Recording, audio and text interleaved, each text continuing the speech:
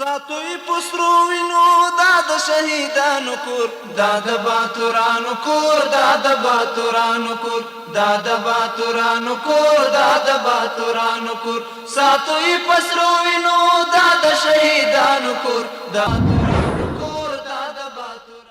Hello and welcome to RTA News. Here are the updates from Afghanistan and abroad.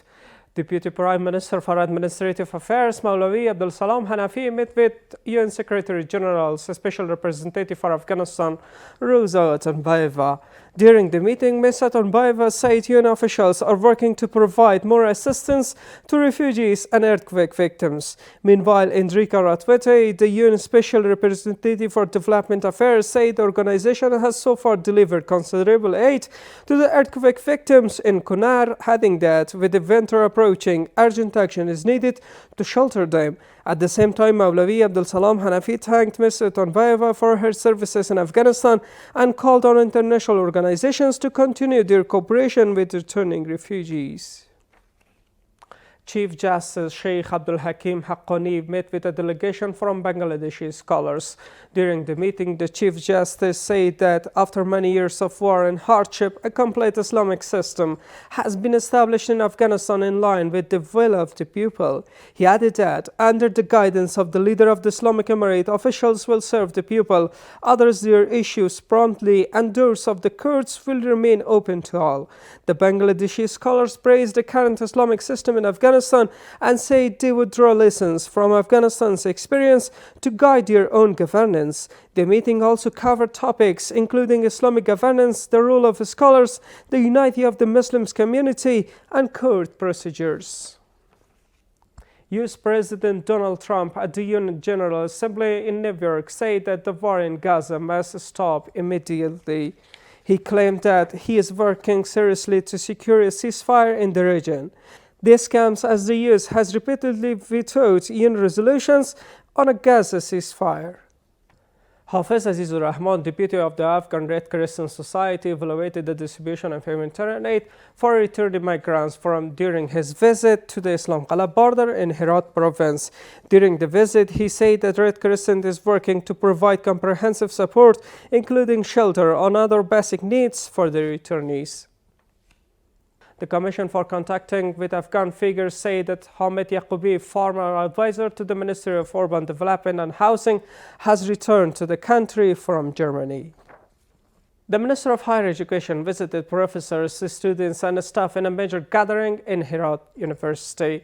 The event was attended by the head of the Herat Scholars Council, the head of the Ministry of Propagation of Virtue and Prevention of Vice, university leadership, representatives of the private universities, faculty members, and many students. Sheikh al-Hadith Maulawi Nida Muhammad Nadim spoke about the importance of understanding the Islamic system, recognizing the enemies of Muslims, and valuing religious scholars and academic principles. He emphasized that students must understand the Islamic system as the enemies of Islam, after repeated failures, are now trying to influence our youth through intellectual means.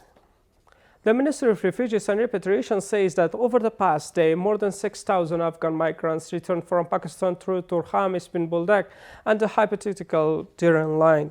Officials added that during the same period, over 1,000 Afghan migrants returned from Iran via Islam Qala and the Silk Road. Russian investors have shown interest in silver and antimony mines in Afghanistan. In a meeting with Deputy Minister of Mines and Petroleum Abdulrahman Qanet, they were assured of facilities and cooperation in line with the country's mining law. Here is the report. During a meeting with Deputy Minister of Mines and Petroleum Abdulrahman Qanet, Russian investors discussed opportunities to invest in Afghanistan's mining sector and expressed their readiness to enter the field.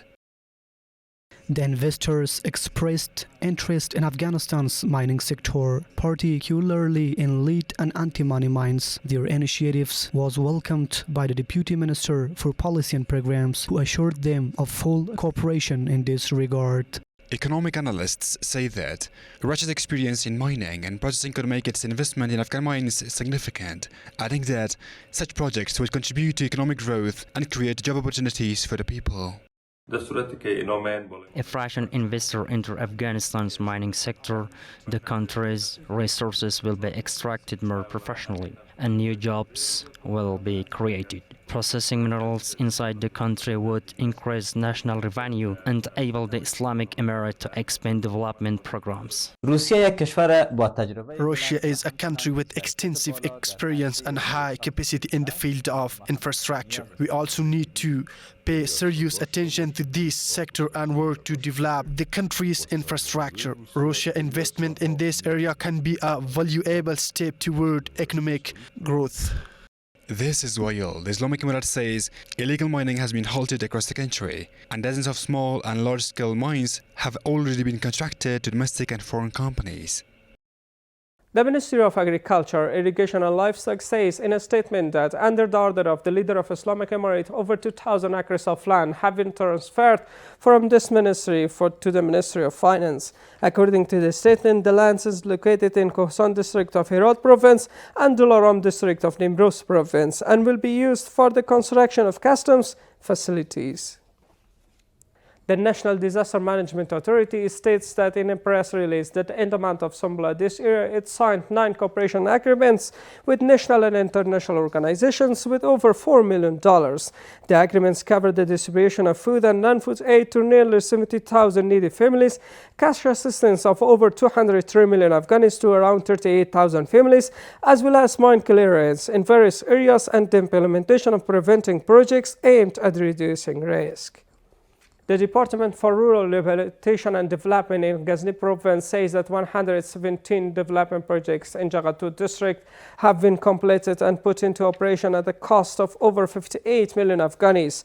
Officials say that projects including road graveling, construction of a small bridges, retaining walls, canal cleaning, and other development initiatives. Thanks for watching, guys. That was all for now. Good time. ساتوی پسرو وینو داد شهیدانو کور داد باتورانو کور داد باتورانو کور داد باتورانو کور داد باتورانو کور ساتوی پسرو وینو داد شهیدانو کور داد